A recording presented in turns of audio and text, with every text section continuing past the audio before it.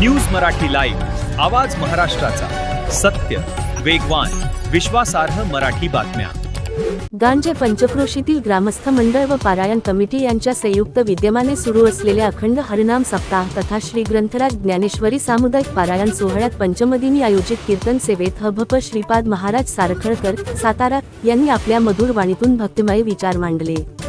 शुद्ध बीजापोटी फळे रसाळ गोमटी या अभंगाच्या ओळीचा अर्थ स्पष्ट करताना त्यांनी सांगितले की बीज शुद्ध असेल तरच त्यापासून निर्माण होणारी फळे गोड, सुंदर आणि गुणसंपन्न असतात.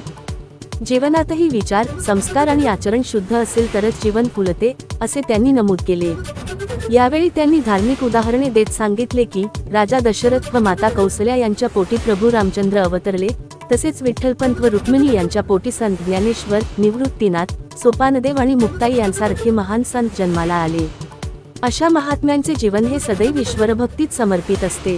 मुखी अमृताची वाणी, देह देवाचे कारणी या भावनेतून त्यांनी संतांचे जीवन स्पष्ट करत सांगितले की संतांचे चित्त गंगेच्या पाण्यासारखे निर्मळ असते.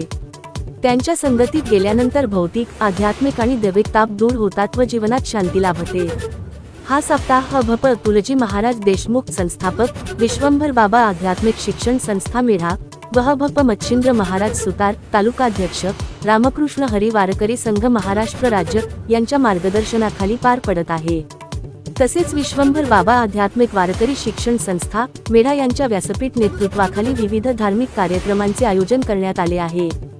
या कीर्तन सेवेला गांजे परिसरातील पिंपरी, सांगवी, घरातघर, लिगाडेवाडी आदी गावांतील ग्रामस्थ, भजन मंडळे व वारकरी भाविक मोठ्या संख्येने उपस्थित होते. न्यूज मराठी लाईव्ह साठी प्रतिनिधी श्री बजरंग चौधरी, गांजे जावली. 11वीला माझा सायन्स म्हणजे मानसशास्त्र विषय होता, सायकोलॉजी, आणि त्या सायकोलॉजीचा परिणाम आजही मला झालेला आहे. मला चेहरा बघितले का माणसाचं काय ह्याच्या मनात काय चाललंय हे चेहरा बघितलं की लगेच कळतं की ह्याच्या मनात काय. शेवटचा चेहरा मला सांगतोय आज माळ घातल्याशिवाय जेवायचं नाही. आता ज्याच्या गळ्यात माळ आहे त्यांनी टाळ्या वाजवल्या, ज्याच्या गळ्यात माळ नाही ते म्हणजे आज येऊन बसलो. मायबा मुद्दा हाच आहे. देव बरे आहे, खरे तुम्ही आहात. आणि म्हणून देव देह देवाचे कारणी देवाच्यासाठी का याजसाठी केला होता.